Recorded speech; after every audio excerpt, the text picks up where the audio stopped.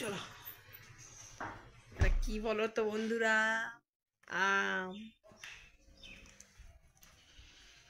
মা আমাকে আমটা পুড়িয়ে, এই অতিরিক্ত গরমে মা আমার আমলস্যিটা বানিয়ে দিচ্ছে।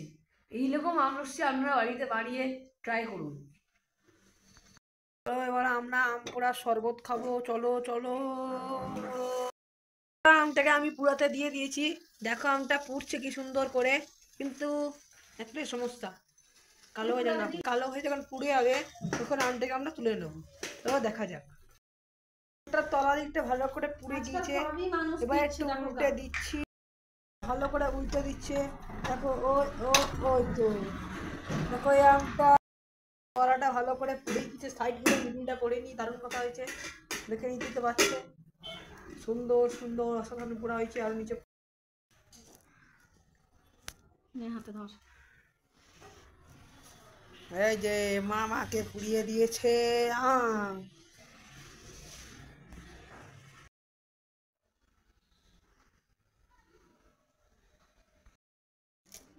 মা আমার আমটাকে ছাড়িয়ে দিচ্ছে। মা ওই আম গাছ অবস্থা করে দিচ্ছে, তো ওই জন্য সেই বাইরে সেই পোড়া পোড়া খোসাটা ছিল সেটা ভালো করে ছাড়িয়ে দিচ্ছে মা। মা তাতে ছাড়ানো হয়ে গেল তোমার? হ্যাঁ হয়ে গেছে। চলো বানিয়ে দাও তাহলে, ঠান্ডা ঠান্ডা খাবো। বাহ, এমনি করে এ করো নাকি তুমি? এমনি করে গালতে হয়? এইভাবে পুরো মাড়িটা ছিঁড়ে দিতে হবে। লাঠিটা যেটা ফেলে দিতে হবে, হাসিটা ফেলে দেবে।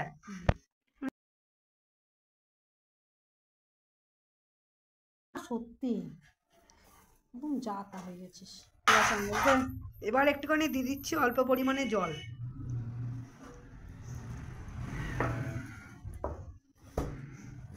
দেবো না না, মা ভালো করে মাখিয়ে দাও। কোন দিকে হচ্ছে বলতো? ভালো করে মাখিয়ে দাও, খেতে যেন অসাধারণ লাগে।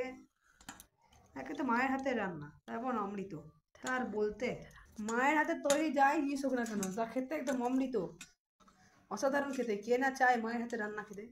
তাতে আম পোড়াই হোক, ইলিশ মাছ বা পাঁঠার মাংস ইত্যাদি ইত্যাদি, সব কিছু সুস্বাদু একদম। এ দেখো আমার মা ভালো করে সে আমের শাঁসটাকে ছাড়িয়ে দিয়েছে। মা একটু বিট নুন দিয়ে দাও, তাহলে খেতে আরো ভালো লাগবে। এই তো বিট নুন। এবার চিনি দিচ্ছ নাকি? হ্যাঁ একটু চিনি দিই, না দিলে হয়। ব্যাস, এটা কি গো মা? সন্দেহ নুন দিলাম, টেস্ট হবে।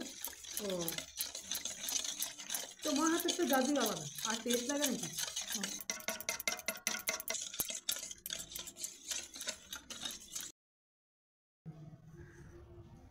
মা এটা কি গো? দই। দই দিয়ে কি হবে? আরো বেশি শরীর ঠান্ডা হবে।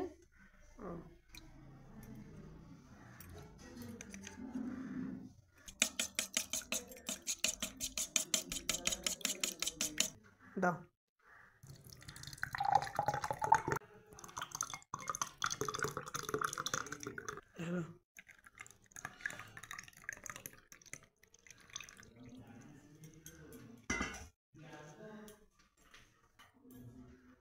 আমপানা শরবত রেডি। কি দিচ্ছ? চাট মশলা দাও। মা এটা কি দিচ্ছ? পুদিনা পাতা, সব শুদ্ধ চিবিয়ে খেয়ে নিতে হবে। বাহ,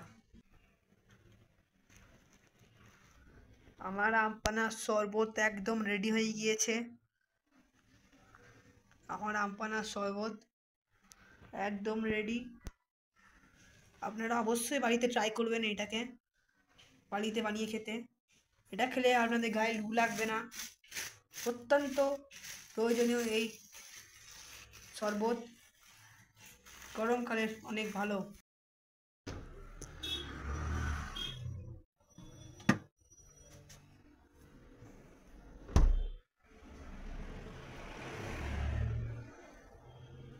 এবার আমি খেয়ে নিচ্ছি বন্ধুরা।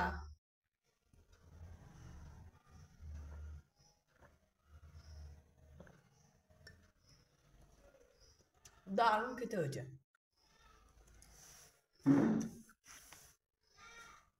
দারুণ হয়েছে। এই গরমে সবে আম পোড়া শরবত অবশ্যই বানিয়ে খাবেন। অনেক উপকারী এবং একদমই লু লাগবে না। দারুণ হয়েছে।